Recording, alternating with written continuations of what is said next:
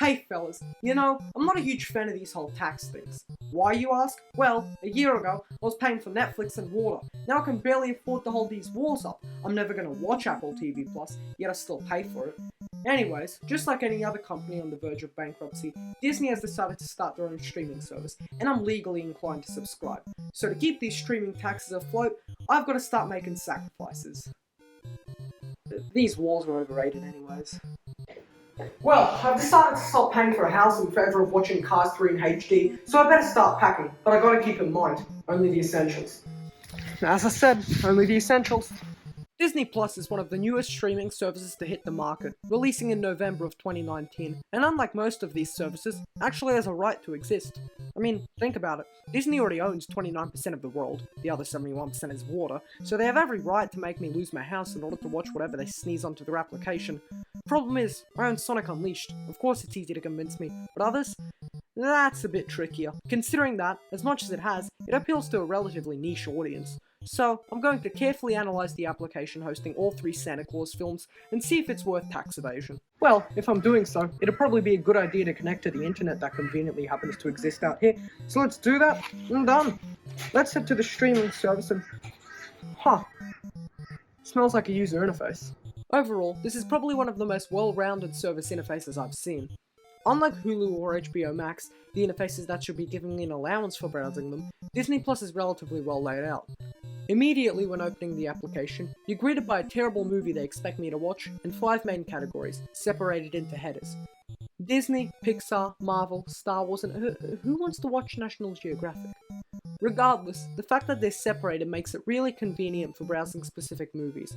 For example, if I want to watch Iron Man, I know exactly where to go without seeing The Little Mermaid on the way there. Below the headers are mini categories, and these sure exist. While they have decent separation, they're far from the most sophisticated recommendations. In my opinion, it'd be necessary to have mini-categories dedicated to popular things at the time. While everything is subjective, I still think it'd suck a lot of people into watching stuff because it's the new hot thing. Thankfully, there isn't much else wrong with it. They have recommendations based on what you've already watched, new arrivals, and just genres in general if you're ever in the mood to watch such reimagined classics as Garfield. Aside from that, there isn't much else to the interface. The video player is pretty nice, it's sleek and easy to understand, and of course you have a few subsections at the top for convenience sake, but overall, that's everything there is of merit. Now, if you've ever wanted to watch The Princess Diaries, boy do I have good news for you. Disney Plus is packed with content, ranging from excellent to Gus. While most of the movies on here appeal to a niche audience of me and whoever else wants to watch the Muppet movie, there's tons of stuff on here, and considering it's Disney, it's typically pretty great. One of the best things, to me at least, is that once movies are released digitally after a theatrical run, they immediately go to the surface, meaning I can watch Onward and The Aristocrats back to back. Or, in the case of some movies like Mulan and Raya and The Last Dragon, you can watch them alongside their theatrical run, for the low price of... But of course, having stuff that everybody's seen before can't be the single selling point, hence why Disney Plus has original films and shows. Now, if you were to buy this service back when it was released, you could watch The Mandalorian.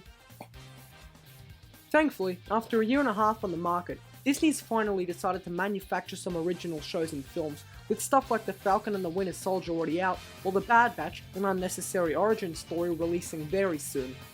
So overall, the thing has some pretty solid content. Obviously the number of originals are very small in comparison to everything else, but unless you're evading taxes purely to watch the Arundel Castle Yule log, you won't be too disappointed. Now, to clarify what you can watch it on?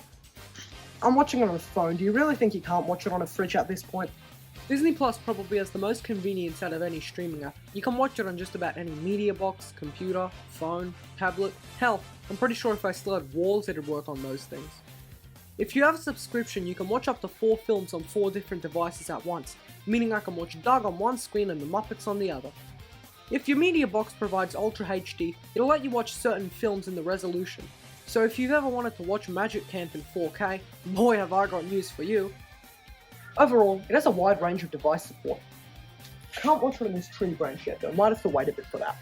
Now for the verdict, is it worth losing housing over Garfield? On those conditions alone, yes, but as a whole, it really depends on the who and when. If you're a child or one at heart, or just really want to watch Avatar in 4K, then yeah, this is without a doubt the streaming service for you. But if you're not inclined to any of that, just get Hulu or something, I don't know. It also really depends on when, because right now, while there's plenty of content, not much is original, but if you subscribe in 2 years' time, then you'll have enough content to sustain you for an entire month's worth of tax evasion. Anyways, I'd probably better... Huh. Hello? Yep. Alright. Turns out it's the wall company. They've decided to give me my walls back. Turns out tax evasion is apparently legal now. Just as I remember, wall-shaped and all. Last time one of these made it through the mailbox, it was a letter from the Congress demanding I pay my taxes immediately, which is never a good sign. Oh, thank God, it's not the Congress. It's actually a letter from Disney? Turns out they want to buy my soul for $2.5 million. I'm a bit hesitant, but there's very little soul in me to begin with, and it sure as hell ain't worth $2.5 million, so I've just done here, and here, and oh, you've got to be kidding. They already made an original series about me.